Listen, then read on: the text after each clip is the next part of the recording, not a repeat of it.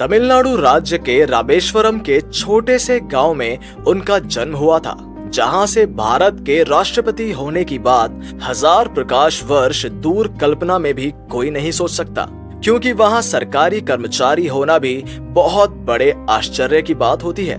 छोटे से उस गांव में उनका परिवार बहुत ही दरिद्र हुआ करता था। रामेश्वरम और धानुषकोडी के बीच हिंदू तीर्थ यात्रियों को 9 साल से इस पार और उस पार ले जाया करते थे उनके पिता। एक वक्त आधा पेट खाना खाकर चलता था उनका दिन। सुबह काम करके स्कूल जाते थे, शाम को स्कूल से लौटकर फिर नाव चलाते थे। पर इतनी सारी विषमताओं के बाद भी पढ़ाई लिखाई में थे बहुत ही प्रतिभावान। अपनी आत्मजीवनी में उन्होंने कहा था, जब मैं छोटा था तो मेरी माँ हम सबके लिए खाना पकाती थी।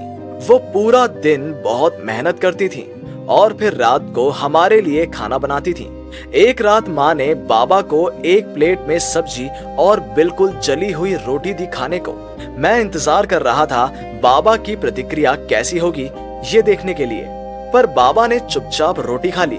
माँ ने जली हुई रोटी देने के लिए बाबा से माफी मांगी। इस पर मेरे बाबा ने जो उत्तर दिया वो मैं कभी नहीं भूल सकता। बाबा ने कहा, प्रिय, मुझे जली हुई रोटी ही पसंद है। उस रात जब मैंने बाबा से पूछा, क्या सचमुच आपको जली हुई रोटी पसंद है, तो बाबा ने मुझे अपनी बाहों में पकड़कर कहा, तुम्हारी माँ ने आज पूरा दिन बहुत परिश्रम किया था और वो बहुत थकी हुई थी। जली हुई रोटी खाने से इंसान को इतनी तकलीफ नहीं होती जितनी तकलीफ कठोर और क्रूर शब्दों में होती है। उनका सबसे पसंदीदा विषय था भौतिकी एवं गणित शास्त्र। फिजिक्स पढ़ने के बाद उनके पास 2 नौकरियों के आवेदन का अवसर आया था, पहला वायुसेना से और दूसरा प्रतिरक्षण मंत्रालय से। पर उनका सपना था आर्मी में फाइटर पायलट बनने का, इसलिए उन्होंने सबसे पहले एयर फोर्स का इंटरव्यू दिया। उन्होंने साक्षात्कार में देखा कि वायुसेना में शिक्षा और शारीरिक फिटनेस को प्राथमिकता देता है। वो बहुत ही दुबले पतले से थे, इसी वजह से 9 में से 8 प्रत्याशियों का चयन किया गया। उनके अलावा निकाले जाने की खबर मिलने के बाद वो एक नदी के किनारे चले गए। वहाँ एक साधु ने उन्हें नदी के पास बैठे देखकर उनसे पूछा, बेटा, तुम नदी के किनारे क्यों बैठे हो? क्या तुम्हारा मन उदास है? उत्तर में उन्होंने कहा, मेरे जीवन का कोई अर्थ नहीं है। मैं पायलट बनना चाहता था पर दाखिले की परीक्षा में फेल हो गया। अब इस जीवन का कोई अर्थ नहीं मिल रहा है मुझे।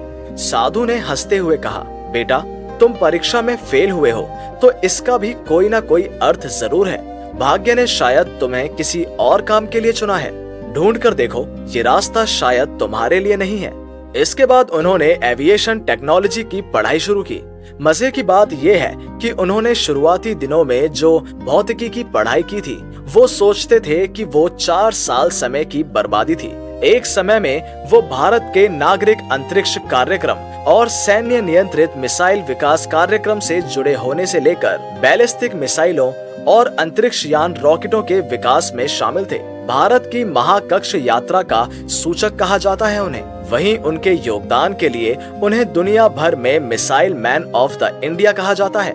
2002 में उन्हें भारत के राष्ट्रपति के रूप में निर्वाचित किया गया था, परंतु राज्य के सबसे ताकतवर शख्स होने के बावजूद उन 5 सालों में वो एक अनोखी शख्सियत थे। उन्होंने जब राष्ट्रपति के रूप में अपना कार्यकाल समाप्त किया और राष्ट्रपति भवन को छोड़कर गए, तब उन्हें एक पेंसिल भी ले जाते हुए नहीं देखा गया। उनके साथ थी उनके अपने पैसों से खरीदी हुई कुछ किताबें।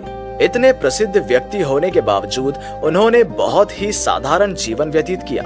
उनकी मृत्यु के बाद भारत सरकार ने उनके सम्मान में 7 दिनों का राष्ट्रीय शोक मनाया।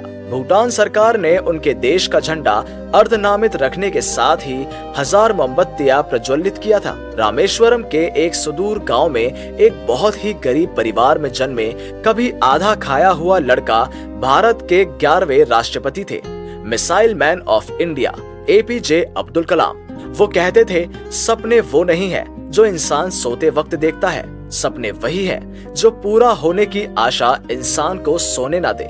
उनकी कही हुई बात ही मानो उनके जीवन का प्रतिफलन है।